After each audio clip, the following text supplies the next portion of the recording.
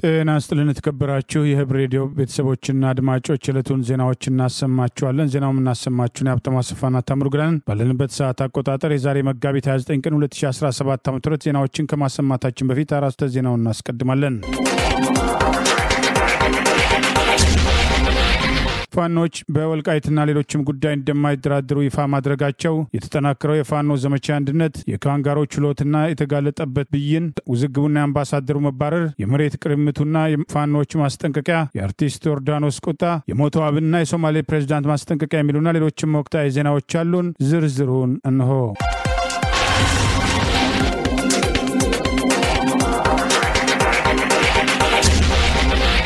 አራቱ የፋኖ አደረጃጀቶች በጋራ ባወጡት መግለጫ በህልውና ትግላችን አላጋጮች የአማራነት ርስታችንን የማንሸጥ በጽኑ አለት ላይ የታነጽን የአባቶቻችን ልጆች ነን በማለት በጋራ ገለጹ። ወልቃይትን ጨምሮ የአማራ አጽመ ርስቶች ጉዳይ እንደማይደራደሩ በጋራ ዳግም አረጋግጠው መግለጫ ሰጥተዋል። በአማራ ህዝብ ላይ የታወጀውን የህልውና ጦርነት አስታከው በቅርቡ ዘመቻ አንድነትን በጋራ ያወጁት አራቱ የፋኖ አደረጃጀቶች የአማራ ፋኖ በወሎ ቤት አማራ፣ የአማራ ፋኖ አንድነት በጎንደር፣ የአማራ ፋኖ በጎጃምና የአማራ ፋኖ በሸዋ ዛሬ መጋቢት 29 ቀን 2017 ዓ.ም በህልውና ትግላችን አላጋጮች የአማራነት ርስታችንን የማንሸጥ በጽኑ አለት ላይ የታነጽን የአባቶቻችን ልጆች ነን በሚል በጋራ ባወጡት መግለጫ የአማራ ህዝብ አጽመ ርስቶችን በተመለከተ የህልውና ትግላችን ለድርድር የማያቀርበው ጉዳዮች መሆናቸውን በተለያዩ ጊዜያት በሰጠናቸው የሚዲያ ማብራሪያዎች ገልጸናል በማለት አስታውሰው ዛሬም አቋማቸው በተመሳሳይና የጸና መሆኑን በአማራ ርስቶች ጉዳይ እንደማይደራደሩ አስታውቀዋል። ትላንት በመላው አማራ ወልቃይት ብረሳሽ ቀኝ ትርሳኝ እያለ በአደባባይ ጉሮሮ እስኪሰነጠቅ የጮኸውን ግንባሩ ለጥይት የሰጠውን የመላ አማራ ህዝብ ጩኸትን አሳንሶ ሞቱን አራክሶ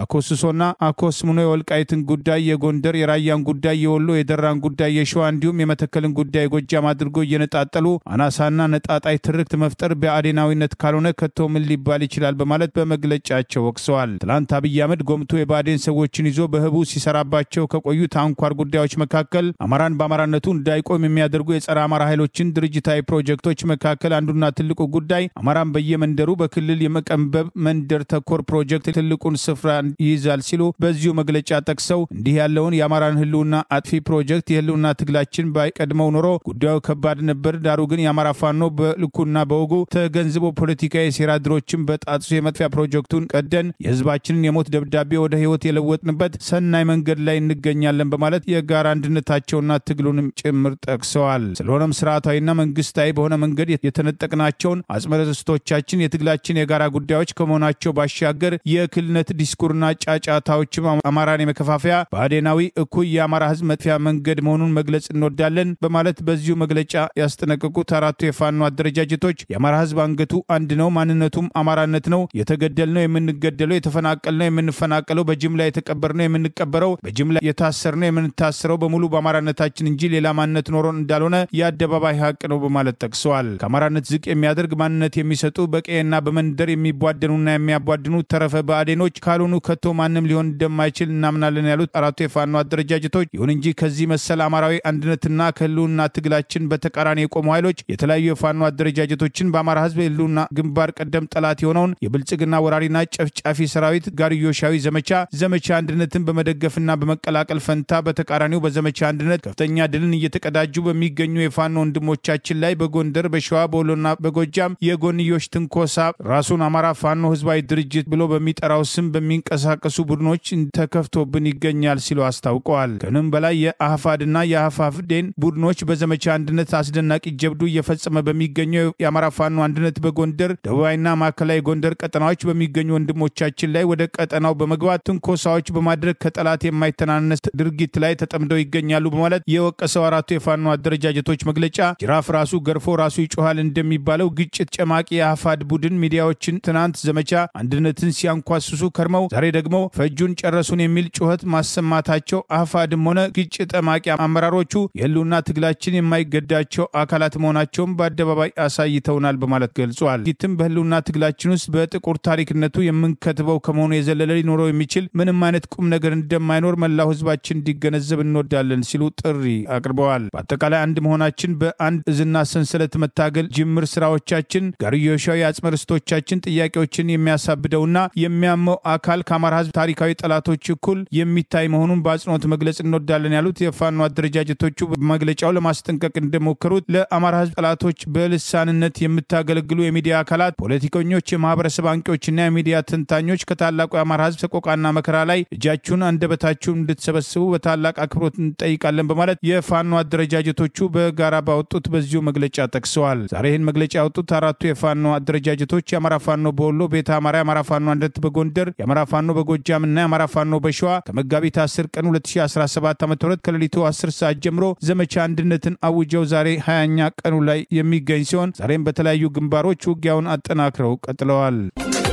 ጠቅላይ ሚኒስትር አብይ አህመድ የትግራይ ክልል ጊዜያዊ አስተዳደር ፕሬዝዳንት የነበሩትን አቶ ጌታቸው ረዳን በይፋ አሰናበቱ። በትግራይ ክልል ውስጥ ሁሉን አካታች መንግስት እንዲቋቋም ጥሪ ቀረበ። ጠቅላይ ሚኒስትር አብይ አህመድ ባለፉት 2 ዓመታት የትግራይ ክልል ጊዜያዊ አስተዳደር ፕሬዝዳንት የነበሩት አቶ ጌታቸው ረዳን ዛሬ መጋቢት 29 2017 ዓ.ም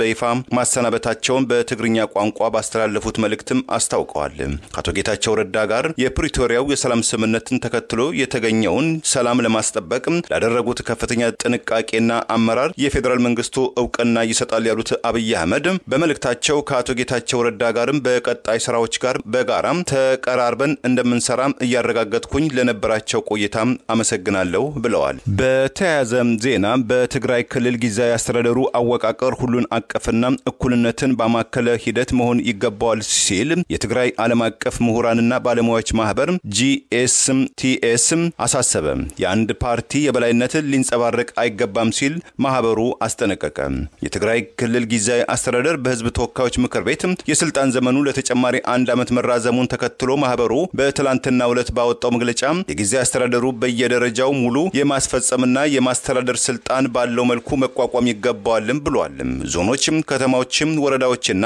ቀበሌዎች ሙሉ የማስተዳደር ስልጣን ሊኖራቸው ይገባልም ሲል ማህበሩ አቋሙን ገልጿል። አዲሱ መዋቅር በክልሉ የሚንቀሳቀሱ ሁሉም የፖለቲካ ፓርቲዎች እንዲሁም የማህበራዊ ቡድኖችም ተሳትፎ ያረጋገጠ መሆን ይገባዋል ያለው ማህበሩ አንድም ፓርቲ በድምጽ ብልጫ ውሳኔዎችን የሚያሳልፍበት አብላጫ ድምጽ ባለቤት መሆን አይገባውም ሲልም ኮዲሁ አስጠንቅቋል። አመራሩ የትግራይን ህዝብ የጋራ ጥቅም የሚያንጸባርቅ መሆን አለበት ያለው ማህበሩ በዚሁ መግለጫው የጊዜያዊ አስተዳደሩ ፕሬዝዳንት የአስተዳደሩን አካላትን እንደ አስፈላጊነቱ መልሶ የማደራጀት ስልጣን ጨምሮ የጊዜያዊ አስተዳደሩን የሚመራበት ግልጽ ስልጣን ሊሰጠው ይገባል ሲል አቋሙን ገልጿል። በአዲስ መልክ የሚደራጀው ጊዜያዊ አስተዳደሩ የፕሪቶሪያው የሰላም ስምምነት ዋነኛ መርሆችን የተከተለ መሆን ይገባዋል ያለው ማህበሩ በፌደራል መንግስቱና በትግራይ ክልል ተቋማት መካከል ውጤታማ ትብብር እንዲኖርም ጠይቋል። በክልሉ የሚገኘው የጸጥታ መዋቅር በሲቪል ቁጥጥር ስርና ክትትል ስር መሆን ይገባዋል ሲል አጽንኦት የሰጠው ማህበሩ ከዚህም በተጨማሪ ዘርፉ በመደበኛ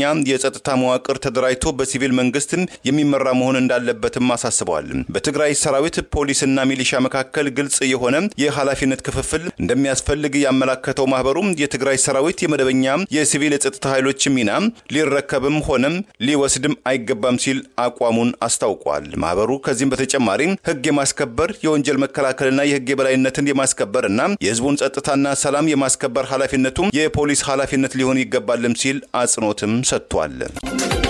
ዶክተር ቴድሮስ ኃይለማርያም ከአማራ ብሔር ተወላጅ የህሊናና የፖለቲካ እስረኞች አንዱ ዛሬ ፍርድ ቤቱ የሰጠውን ብይን ተከትሎ ፍርዱ በአማራዊ ማንነታችን ላይ የተመሰረተ የአማራ ጠሎች ብያኔ ነው፣ በታሪክም ይቀመጣል ሲሉ አስታወቁ። በእስር ላይ ከሚገኙት የአማራ ብሔር ተወላጅ የህሊናና የፖለቲካ እስረኞች መካከል የቀድሞ የአብን አመራርና አማራነት የሚል መጽሐፍ የጻፉት ዶክተር ቴድሮስ ኃይለማርያም ዛሬ በእሳቸው መዝገብ በተከሰሱ ላይ ያገዛዙ ካንጋሮ ችሎት ዋስትናቸውን ውድቅ ለማድረግ የሰጠውን ብያኔ ተከትሎ ፍርዱ በአማራዊ ታችን ላይ የተመሰረተ የአማራ ጠሎች ብያኔ ነው ሲሉ መቃወማቸውን የፍርድ ቤት ሂደቱን ተከታትሎ የዘገበው አውሎግሶን አንድነት አስታውቋል። ዛሬ መጋቢት 29 ቀን 2017 ዓ.ም ዶክተር ቴድሮስ ኃይለማርያም ገድሉ፣ እስክንድር ሽፈራው ትርፌ፣ ብርሃኑ ስለሺ ከበደና ህይወት አለማየሁ በችሎት የቀረቡ ሲሆን አምስተኛው ተከሳሽ የሆነው አሮን ትርፌ በችሎት ያልተገኘ ሲሆን ምክንያቱም ፍርድ ቤቱ ከጤና እክል አንጻር በተከሳሹ በኩል የቀረበለትን አቤቱታ ተመልክቶ ልብሱን እንዲለብስ የፈቀደለት መሆኑን ተቋሙ ለወራት የፍርድ ቤቱን ትዕዛዝ ሲፈጽምለት ከቆየ በኋላ አሁን ላይ ሽፍን ጫማ ለብሰ ወደ ፍርድ ቤት መሄድ አትችልም በሚል ስለከለከለው ፍርድ ቤት አለመቅረቡም ታውቋል። ዛሬ መዝገቡ የተቀጠረው ፍርድ ቤቱ በአገዛዙ አቃቤ ሕግና በተከሳሾች መካከል ከዋስትና መብት አንጻር የተደረገውን ክርክር መርምሮ ብያኔ ለመስጠት ሲሆን የፌዴራል ከፍተኛ ፍርድ ቤት ልደታ ምድብ ችሎት የሰጠው ብይን የአማራ ብሔር ተወላጅ የፖለቲካ እስረኞችን አስቆጥቷል። ፍርድ ቤቱ ብይን ከመስጠቱ በፊት መዝገቡን መርምሮ ብይን ሲሰጥ አንቀጹን መቀየሩን፣ በክሱ ላይ የነበሩ ፍሬ ነገሮች አልተቀየሩም፣ በዚህ መዝገብም የተከሳሳችሁ በሙሉ ማስተር ማይንድ በሆናችሁ በዋስ ብትወጡ ችግሩን ይበልጥ ታባብሱታላችሁ፣ በክስ መዝገቡ ላይ እንዳየነው ተከሳሾች ወሳኝ የሚባሉ ሰነዶችን በማዘጋጀትና ስትራቴጂካዊ ስልጣን እንደሰጣችሁ የቀረበው ማስረጃ ያመለክታል በማለት የተከሳሾች በዋስ መውጣት ያቀረቡትን የጤና ችግር በተመለከተም እንዲሁም የቤተሰብ አስተዳዳሪ ሁኔታ ሲታይ ችግር እያለባችሁ በክስ የተጠቀሰውን ድርጊት ስለመፈጸሙ አሁን እንደ ምክንያት ሊቀርብ አይገባም በማለት ፍርድ ቤቱ የአቃቤ ሕግ ሐሳብን ሙሉ በሙሉ በመቀበል ግዙፍ የሆነ የዋስትና መብትን በመከልከል በማረሚያ ቤት ሆናችሁ ጉዳያችሁን ተከታተሉ የሚል ብይን የሰጠ ሲሆን ከመዝገቡ ውጪ በሆነ ሰብሳቢ ዳኛና የግራ ዳኛ በኩል አስተያየት መሰጠቱንም ይኸው ዘገባ አመልክቷል። ይህ ችሎት የሽብር ችሎት ነው፣ መንግስትና የእናንተ ደጋፊዎች በልዩ ትኩረት የሚከታተሉት ነው። እኛም የሁለቱን ጫና ወደ ጎንትተን መዝገቡ ላይ ትኩረት አድርገን እየሰራን ነው። ይህን መዝገብ መርምረን አንቀጹን በመቀየራችን ከፍተኛ የሆነ ጫና ደርሶብናል፣ መዝገቡም ተወስዶ እስከ መመርመር ደርሷል በማለት የመሃል ዳኛው የተናገሩ ሲሆን በተቻለ መጠን እየደረሰብን ያለው ጫና ተቋቁመን ለመስራት እየሞከርን ነው። የበላይ አካል ምን ነው መዝገቦቹን አፈጠናችሁት እየተባልን እየተወቀስን ነው በማለት ችሎቱ በአገዛዙ ጫና ስር መውደቁን ፍንጭ የሚሰጥ አስተያየታቸውን በግልጽ መናገራቸው ታውቋል። ከተከሳሾቹ መካከል አማራነት የሚል መጽሐፍ የጻፉትና የቀድሞው የአብን የውጭ ግንኙነት ኃላፊ የነበሩት ዶክተር ቴድሮስ ኃይለማርያም በፍርድ ቤቱ ውሳኔ ቅር መሰኘታቸውን ተቃውመው ለችሎቱ አስተያየታቸውን አቅርበዋል። ብያኔ የተሰጠው ከእያንዳንዳችን ተከሳሾች አኳያ ተመዝኖ ሳይሆን በጅምላ ነው ያሉት ዶክተር ቴድሮስ ውሳኔውን በማያሻማ ሁኔታ የሚያረጋግጠው ፍርዱ በአማራዊ ማንነታችን ላይ የተመሰረተ የአማራ ጠሎች ብያኔ መሆኑን ነው ሲሉ ገልጸዋል። ዶክተር ቴድሮስ ዛሬ መጋቢት 29 ቀን 2017 በነበረው ችሎት የፌዴራሉ ከፍተኛ ፍርድ ቤት የዋስትና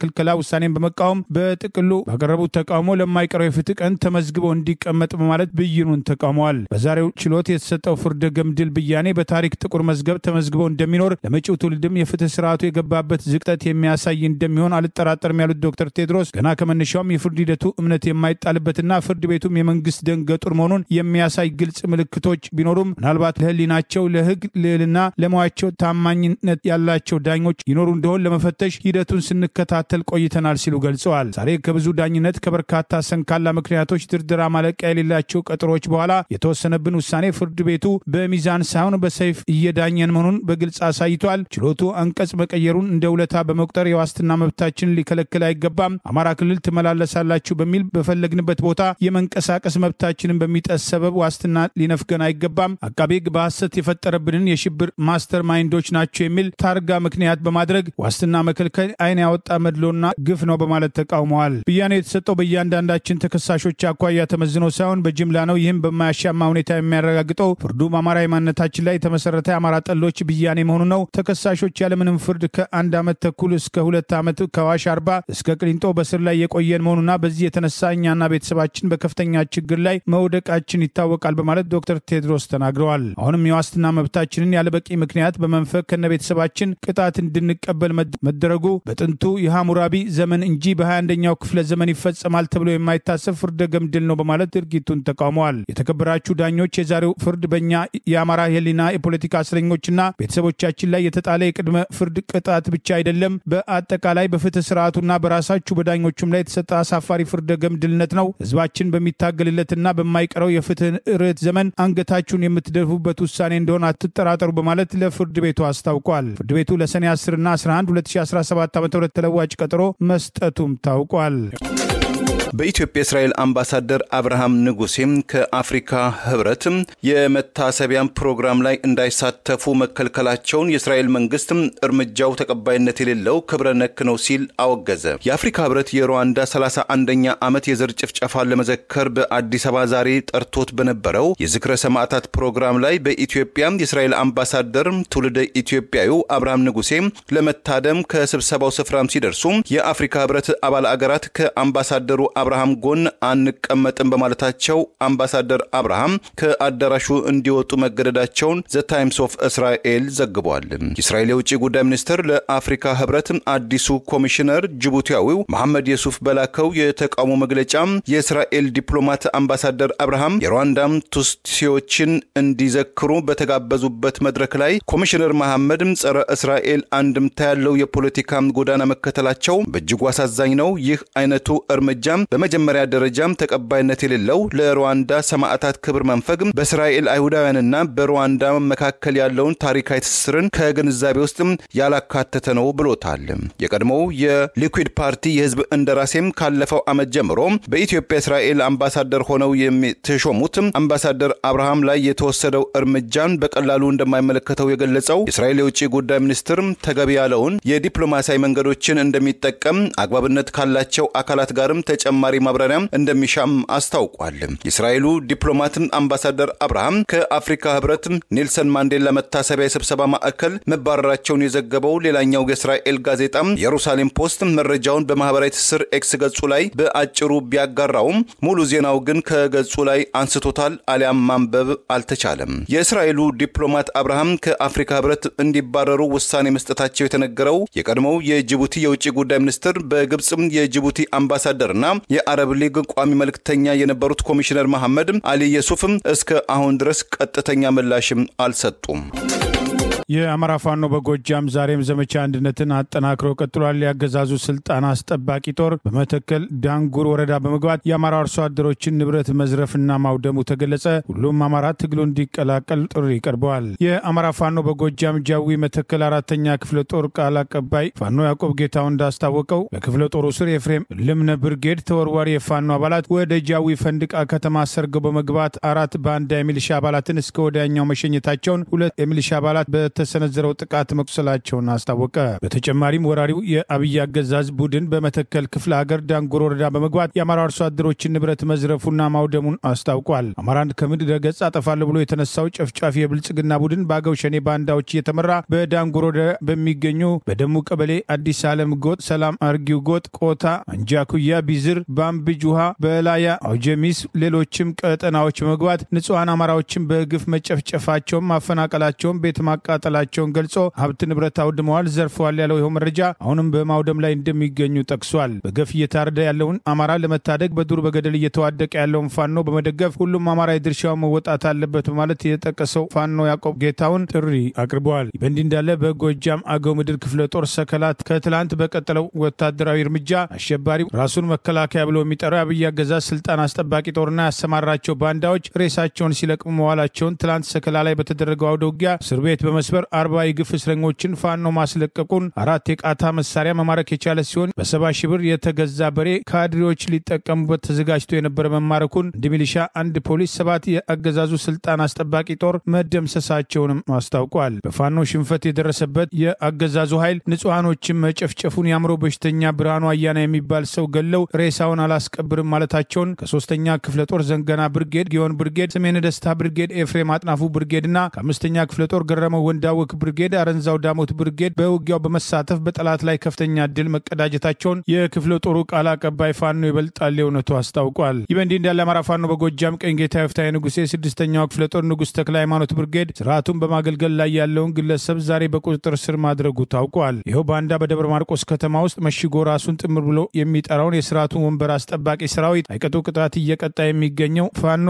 በህዝባቸው ላይ የተከፈተውን ጦርነት የደገፉ ሆደ አደር ካድሬዎችና ተላላኪዎች የስርዓቱ አገልጋዮችን እየለቀመ አስፈላጊውን ቅጣት እየሰጠ የሚገኘው ንጉስ ተክለ ሃይማኖት ብርጌድም ዛሬም እንደተለመደው በተመሳሳይ ከ2007 ጀምሮ የጎዛምን ወረዳ መሬት ጽፈት ቤት አስተዳደር ቡድን መሪ በመሆን በወረዳው ውስጥ ያለው መሬት በህገወጥ መንገድ ገንዘብ በመቀበል በመቸብቸብ ለስርዓቱ ታማኝነቱን እያሳየ የገዛ ወገኑን ገንዘብ ካላመጣ ደብተር አይወጣልህም፣ ያንተ ንብረት መሆኑን ማረጋገጫ አይሰጥህም እያለ በዘረፋ ላይ የተሰማራው ባንዳ የሻነው ካሳ ገላይ የተባለን ግለሰብ የብርጌዱ አባላት ትላንት መጋቢት 28 ቀን 2017 2017 ዓ.ም ለዛሬ መጋቢት 29 ቀን 2017 ዓ.ም ሌሊት መሃል ከተማ ድረስ ገብተው በቁጥር ስር እንደዋሉት የብርጌዱ ስራ አስፈጻሚዎች በግለሰቡ ላይ አስፈላጊውን ምርመራ መጀመራቸውም ተገልጿል። ይህ በእንዲህ እንዳለ ከመደበኛ ውጊያዎች በጎን ለጎን ህዝባዊ ስብሰባዎችም ተጠናክረው መቀጠላቸው ታውቋል። ዛሬ መጋቢት 29 ቀን 2017 ዓ.ም ህዝባዊ ስብሰባ በእነማይ ወረዳ ደብረ ጽሞና ቀበሌ የተካሄደ ሲሆን የአባ ኮስትር ብርጌድ አመራሮች በተገኙበት በእነማይ ወረዳ ደብረ ጽሞና ቀበሌ በህዝብ አስተዳደርና ማህበራዊ ሸንጎ መሰል ጉዳዮች በመዳሰስ ከአካባቢው ማህበረሰብ ጋር አመራሮቹ ውይይት ማድረጋቸው ተገልጿል። በውይይቱ የተገኙ የብርጌዱ አመራሮች ለአካባቢው ማህበረሰብ በህዝብ አስተዳደር አደረጃጀት የፖለቲካ ግንዛቤ በመስጠት ውይይቱ በሰላም መጠናቀቁን ከአማራ ፋኖ በጎጃም ያገኘነው መረጃ ይጠቅሳል። የአማራ ፋኖ አንድነት በጎንደር ጎንደሬ በጋሻው ክፍለ ጦር በምዕራብ በለሳ ወራህላ ከተማ ዙሪያ በጠላት ላይ የተቀናጀ የደፈጣ ጥቃት ሰንዝሮ ድል መቀዳጀቱን በዛሬው ዕለት አስታወቀ። አማራ ፋኖ አንድነት በጎንደር ጎንደሬ በጋሻው ክፍለ ጦር በምዕራብ በለሳ ወራህላ ከተማ ዙሪያ ልዩ ቦታው ፈንጣ ሐዋርያት ከሚባል ቦታ ዛሬ በሚባለው ስፍራ ዛሬ መጋቢት 29 ቀን 2017 ዓ.ም ከጠዋቱ 4 ሰዓት ጀምሮ የብልጽግናን ጥምር ወንበር አስጠባቂ ኃይል የብልጽግናን ስልጣን ለማስቀጠል ጥምር በሚል የሚንቀሳቀሰው ራሱን መከላከያ ብሎ የሚጠራው ባንዳ አድማ በታኝና ሚሊሻ የተቀናጁበትን ኃይል የደፈጣ ጥቃት ሰንዝሮ ከፍተኛ ጉዳት ማድረሱን አስታውቋል። በዚህ ውጊያ የጠላት ኃይል መውጫ መግቢያ ማጣቱንም የጎንደሬ በጋሻው ክፍለ ጦር ቃል አቀባይ አርበኛ ታድሎ ደሴ ዛሬ መጋቢት 29 ቀን 2017 የውጊያ ውሎን አስታኮ ባወጣው በዚሁ መረጃ ገልጿል። ጎንደሬ በጋሻው ክፍለ ጦር በለሳን ሙሉ ለሙሉ ከአገዛዙ ለማጽዳት ዘመቻ ከጀመረበት የካቲት ቀን ጀምሮ ገጠሩን ሙሉ ለሙሉ አስለቅቆ አርባያ ከተማና ከመኪና መንገድ ብቻ ጠላት ተወስኖ እንዲቀመጥ ማድረግ መቻሉን ያገዛዙ ኃይል በማንኛውም ሰዓትና ሁኔታ ቀንም ሆነ ሌሊት ጎንደሬ በጋሻው ክፍለ ጦር የሚገጥመንን እርምጃ አናውቅም በማለት እንቅስቃሴያቸውን ሁሉ በዙ 23 የታጀበ ቢያደርጉም ከጀግኖች ምትና ሞት መዳን አልቻሉም በማለት በዛሬው ውጊያ ተመሳሳይ መሆኑን አስታውቋል። በዛሬው ውጊያ ጠላት ዳግመኛ ከፍተኛ ሰብአዊና ቁሳዊ ኪሳራ ደርሶበታል ያለው ይኸው መረጃ በሽንፈትና በውርደት መመለሱንም አስታውቋል። ጎንደሬ በጋሻው ክፍለ ጦር ሰሞኑን በበለሳ በህዝቡ ላይ የተከፈተውን ጦርነት ተከትሎ ለአብይ አገዛዝ ስልጣን ስንል ህይወታችንን አናጣም ያሉ የመከላከያ አድማ ብተናና እንዲሁም የተለያየ ወታደራዊ ስልጠና ወስደው ካገዛዙ በግፍ የተባረሩ በርካታ አዲስ ኃይሎች ወደ ክፍለ ጦራችን ተቀላቅለዋል በማለት ይህም ለአማራ ህዝብ ተጨማሪ ጥንካሬ በመሆን ከነባሩ ኃይል ጋር በቅንጅት እየተዋጉ እንደሚገኙም አስታውቋል። የበለሳ ህዝብ ከጎንደሬ በጋሻው ክፍለ ጦር ጎን በመሆን የብልጽግናን ስርዓት ከስሩ ነቅሎ ለመጣል ቆርጦ መነሳቱን በተግባር ማረጋገጡን በለዚህም የህይወት ዋጋ ጭምር እየከፈለ እንደሚገኝ ያስታወቀው አርበኛ ታድሎ ደሴ መንግስትን ጎተን ቤተ መንግስት አስገብተነው ዋጋችን ረስቶ አመድ አፋሽ አድርጎን በለሳን በማንኛውም ልማት ወደ ኋላ አስቀርቶ የሚኖረውን ስርዓት ከዚህ በላይ እንዲቀጥል አንፈቅድለትም በማለት ከፋኖ ጋር እየታገሉ ያሉ አርሶ አደሮችና ልጆቻቸው ቁጥር እጅግ ብዙ መሆኑንም ጠቅሷል። ደጃች ዳኛቸው ተሰማ ልጆች እንደ አያቶቻቸው የህልውና የነጻነትና የፍትህ ተጋድሎ እያደረጉ ዳግመኛ ታሪክ እየሰሩ እንደሚገኝም የዛሬውን ውጊያ ውሎ አስታኮ ባወጣው በዚሁ መግለጫ ጠቅሷል። ጠላት በአሁኑ ሰዓት ኃይሉን ተራራ ላይ እንደ ዝንጀሮ መንጋ ሰብስቦ በሞርተርና ዲሽቃ ነፍሱን ለማትረፍ እየጣረ በከፍተኛ የድረሱልን ጥሪ እየጮኸ ይገኛል በማለት የጠላት ኃይል የደረሰበትን ኪሳራ አስታውቋል። ጎንደሬ በጋሻው ክፍለ ጦር ጥቁር አስፓልትና ከተማ ዙሪያ ማይለቅ የአምባር ገነኑ ስርዓት ስልጣን አስቀጣይ ኃይል እግር በእግር እየተከታተለ እግሩን እያሳጠረለት ቁጥሩን እየቀነሰለት ሞራሉን እየሰበረ ይገኛል ሲል አስታውቋል። ከጎንደር ሰማይ ውጊያና ግዳጅ ላይ የሚገኘው ክፍለ ጦራችን በቅርቡ የጥይት ድምጻችን አባይ ማዶ 4 ኪሎ ጥግ ለማድረግ ድርሻችንና ግዴታችን እየተወጣ እንገኛለን በማለት በዘመቻ አንድነት የአማራ ፋኖ አንድነት በጎንደር ጎንደሬ በጋሻው ክፍለ ጦር ዛሬ በበለሳ ወራህላ ከተማ ላይ ያገኘውን ወታደራዊ ድል አስታኮ ባወጣው በዚሁ መግለጫ በእኛ ታድሎ ደሴ የጎንደሬ በጋሻው ክፍለ ጦር ቃል አቀባይ አስታውቋል። ከጥቂት ሳምንታት በፊት በአዲስ አበባ ከተማ ውስጥ ከመኖሪያ ቤቷ 5ኛ ፎቅ ላይ ለጊዜው መንስኤው ባልታወቀ ሁኔታ ወድቃም ህይወቷ ያለፈው ወጣቷም ቀነኒ አዱኛ ጋር በተያዘም ፖሊስ ቀነኒ የተጓዘችባቸውን ወይም ሄደችባቸውን የጤና ተቋማት የሰነድ ማስረጃዎችን እያሰባሰበ መሆኑን ገለጸ። የተጠርጣሪው ጠበቃም ግን ቀነኒ ራሷን ለማጥፋት ጥረትም አድርጋ ነበር ሲሉ ለፍርድ ቤትም አቤትም ብለዋል። ከትላንት በስቲያም የፌዴራል የመጀመሪያው ደረጃ ፍርድ ቤት አራዳ ምድብ ችሎት ማብራሪያም የሰጠው ፖሊስ የቀድሞዋ የአርባ ምንጭ ዩኒቨርሲቲ የሃይድሮሊክና የወተር ኢንጂነሪንግ ምሩቅ ሞዴል የማስታወቂያና የመዝናኛ ባለሙያም ቀነኒ ስትከታተልባቸው ከነበሩ የጤና ተቋማት ማስረጃዎች ላይ የሕክምና ባለሙያዎችን ማብራሪያ እንዲሁም የሰነድና ሌሎችም የሰው ማስረጃዎችን ለማሰባሰብ ተጨማሪ የጊዜ ቀጠሮ ይሰጠኝ ሲል ፖሊስ ፍርድ ቤቱን ጠይቋል። በቀነኒ አሟሟት ዙሪያ የ28 ሰዎችን የምስክርነት ቃል መቀበሉን ለፍርድ ቤቱ የገለጸው ፖሊስ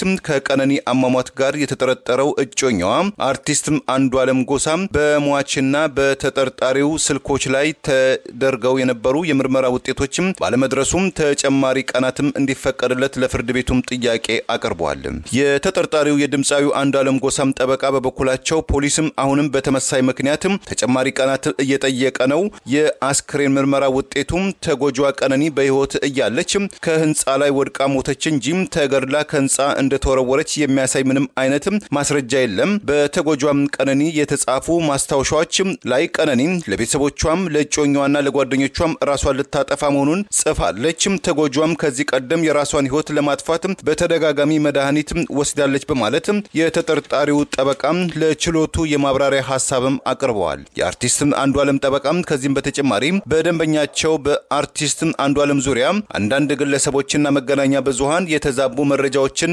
እያቀረቡ ስለሆነ አደብ እንዲገዙ ይደረግ የሚል ጥያቄም ለፍርድ ቤቱ ማቅረባቸውን ተከትሎ ችሎቱም ከግራና ከቀኝ ሚዛናዊ መረጃዎች እንዲተላለፉም አሳስበዋል። በምዕራብ ሐረርጌ ዞን ዳሮ ላቡ ወረዳ ሜጫታም ከተማ ውስጥ የተወለደችው የ25 ዓመቷ ቀነኒ በትምህርቷም ጎበዝ መሆኗን የተነገረላትም ሲሆን ወላጆቿም በቅርቡ ለኢትዮጵያ ሕዝብና ለፍትህ አካላትም የልጃችን ቀነኒ አሟሟት እንደ አርቲስት ሃጫሉ ሁንዴሳ አሟሟት ተድበስብሶ እንዳይቀር ልጃችን በከንቱም እንዳትቀር እኛንም ከጸጸትና ከሐዘን መውደቅም ታደጉን በማለትም መማጸናቸው ተመልክቷል።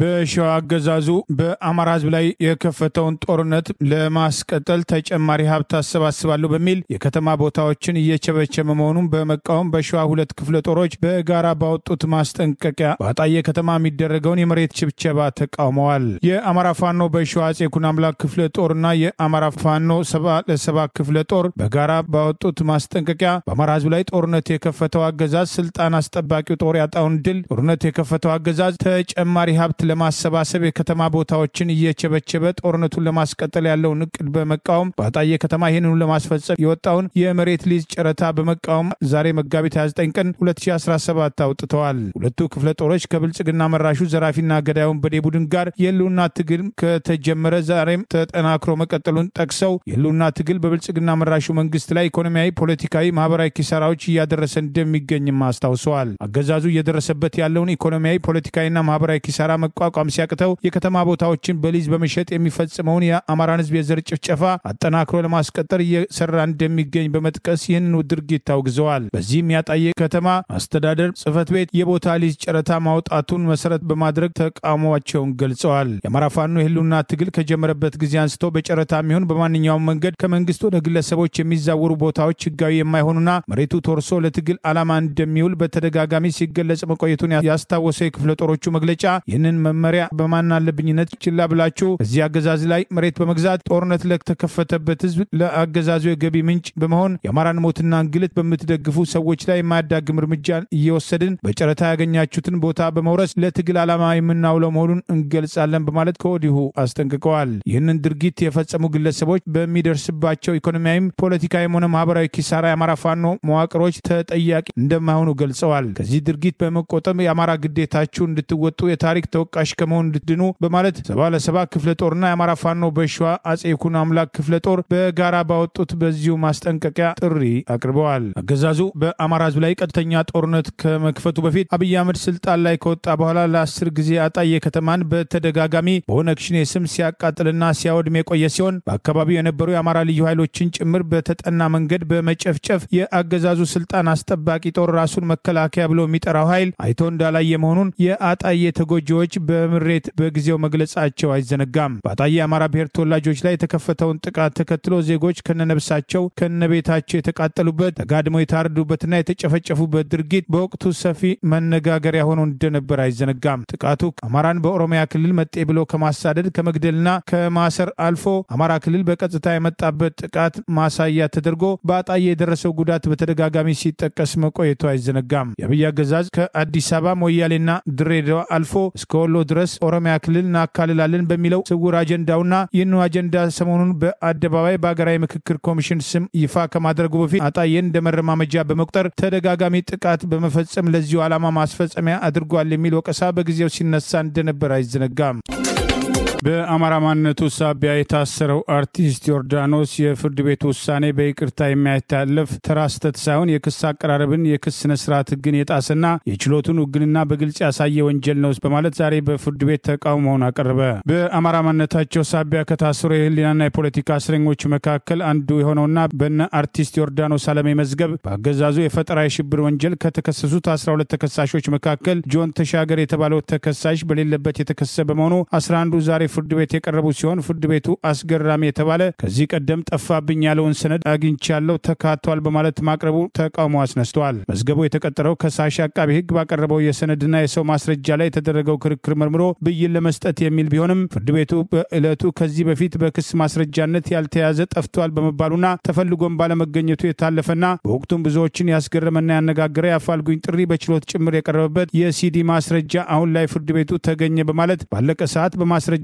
ተቀበሉ ሲል ማቅረቡን የፖለቲካ እስረኞቹን እንዲቃወሙና አርቲስት ዮርዳኖስም የፍርድ ቤት ውሳኔ በይቅርታ የሚታለፍ ተራ ስህተት ሳይሆን የክስ አቀራረብን የስነ ስርዓት ህግን የጣሰና የችሎቱን ውግንና በግልጽ ያሳየ ወንጀል ነው ሲል መቃወሙን የፍርድ ቤት ሂደቱን ተከታትሎ ዘገባውን የላከልን አሎክሶን አንድነት የዛሬ መጋቢት 29 ቀን 2017 ችሎትን አስታኮ በላከው ዘገባ አስታውቋል። ስህተቱ የችሎቱ መሆኑን በመናገርና ይቅርታ በመጠየቅ የቀረበውን የሲዲ ማስረጃ ከ1 ዓመት ከ19 ቀን ቆይታ በኋላ ለተከሳሾች የሰጠው ችሎት ይህ ውሳኔ በተከሳሾች ዘንድ ቅሬታ ማስነሳቱንም ይኸው ዘገባ አንስቷል። ፍርድ ቤት ከቀረቡት 10 ተከሳሾች መካከል አርቲስት ዮርዳኖስ አለሜ ለችሎት ቅሬታውን ያቀረበ ሲሆን የፈጸማችሁብን ያለው ግፍ በይቅርታ የሚታለፍ ሳይሆን የአንድ ክስ አቀራረብን ስነ ስርዓት ህግ የጣሰ ወንጀል ነው። በአንድ ስነ ስርዓታዊ ህግ የክስ አቀራረብ አንድ ክስ ሲመሰረት የሰነድ የቪዲዮ የኦዲዮና የሰው ማስረጃዎችን አካቶ ክሱ ለተከሳሾቹ ሊሰጠው እንደሚገባ የስነ ስርዓት ህጉ ይደነግጋል። ነገር ግን እኛ ከ1 ዓመት በፊት ማለትም መጋቢት 2016 ዓ.ም ክሱ ሲሰጠን የወዶ ቅጂ ያለበት 12 ሲዲ ያልተሰጠንም እኛም በተደጋጋሚ ስንጠይቅ 1 ዓመት ሙሉ ሲዲው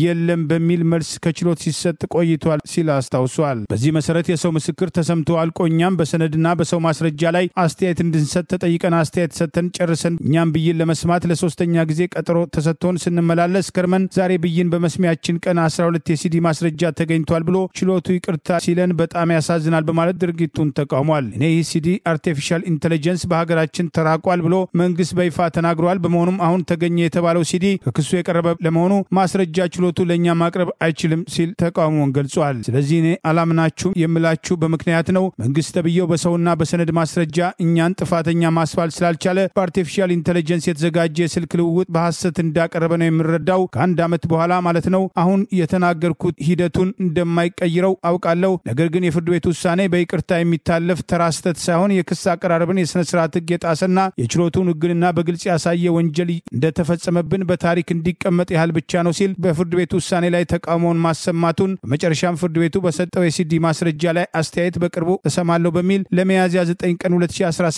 ዓ.ም ተለዋጭ ቀጠሮ መስጠቱን የፍርድ ቤት ሂደቱን የተከታተለው አሎክሶን አንድነት በላከው በዚሁ ዘገባ ጠቅሷል። በዚህ መዝገብ ከአርቲስት ዮርዳኖስ አለሜ በተጨማሪ ዶክተር ሲሳይ አውግቸው፣ ጫን ያለው ዘየደ፣ ሀሊማ አህመድ፣ ሳሙኤል ባዜ፣ አሸናፊ መለስ፣ ዳኛ አበበ፣ ዋና ኢንስፔክተር ፍቃዱ ታፈረ፣ ረዳ ኢንስፔክተር ትእዛዙ ይትባረክ፣ ዋና ሳጅን ጎረፈ ወጣትና ጥላዬ ታይ የተካተቱበት ነው።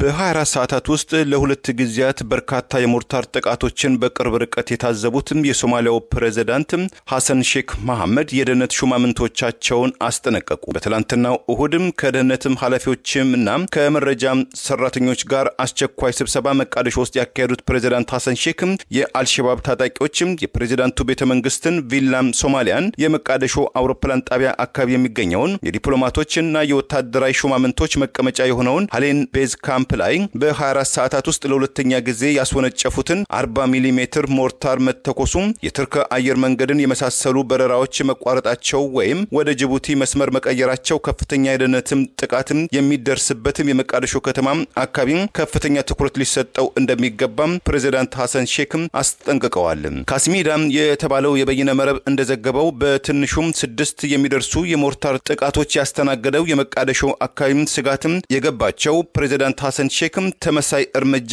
ከአልሸባብ ታጣቂዎች በኩል ከተሰነዘረ አግባብነት ያላቸው የደህንነትና የመረጃ ኃላፊዎች እስራት መባረርና ክስን እንደሚጠብቃቸው አስጠንቅቀዋል ብሏል። አንዳንድ የሶማሊያ መገናኛ ብዙሃን እንደዘገቡት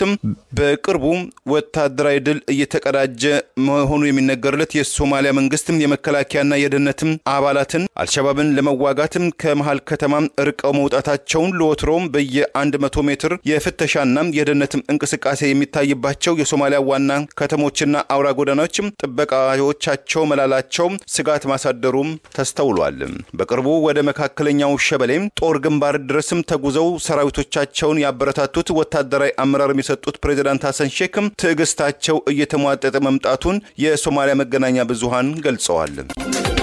የአብን የቀድሞ ሊቀመንበርና የፓርላማ አባል በምርጫ ቦርድ ባወጣው ህግ መሰረት አብን ህጋዊነት የሌለውና ህጋዊነት እንዳይኖረው ተደርጎ በህግ እንዲፈርስ የተደረገ ፓርቲ መሆኑን ተከትሎ ከስርዓቱ ጋር የተለጠፉትና የስርዓቱን ጉዳይ ለማስፈጸም እየተንቀሳቀሱ ያሉት ዶክተር በለጠ ሞላ ትላንትና የአብን ጉባኤ አደረግን ያሉት ህገወጥ መሆኑና ጉባኤ ሊያደርጉ የሚችሉበት ጊዜ ማለፉን አብን ጉባኤ ካደረገ 5 ዓመት ከ1 ወር ያለፈው ሲሆን ይህም ምርጫ ቦርድ ባወጣው ህግ መሰረት ፓርቲው ህጋዊነት እንደሌለው አብን በአሁኑ ወቅት ባለበት ቁመና ቢፈርስ የአማራ ህዝብን እንደሚጠቅም ጭምር አስታወቁ። የፓርላማ አባልና የቀድሞ የአብን ሊቀመንበር ዶክተር ደሳለኝ ጫኔ በአማራ ህዝብ ላይ የተከፈተውን ጦርነት ተከትሎ ህግ ማስከበር በሚል በግልጽ የደገፉና ከስርዓቱ ጋር የተለጠፉት ኢኖቬሽን ሚኒስትሩ ዶክተር በለጠ ሞላ ጨምሮ በአዲስ አበባና በተለያዩ ደረጃዎች ስልጣን የተሰጣቸውና የአብይ አህመድ ጉዳይ የሚያስፈጽሙ ግለሰቦች ትላንትና ተሰባስበው የአብን ጉባኤ ያደረግን ያሉበትን ሂደት በተመለከተ ዛሬ ሰፋ ያለ ትንታኔ በማውጣት ህገወጥ መሆኑን አጋልጠዋል። በአዲሱ የፖለቲካ ፓርቲዎች ምዝገባና የስነ ምግባር አዋጅ መሰረት በህግ መሰረት አብን ጉባኤ ማድረግ ያለበት ጊዜ እንዳለፈና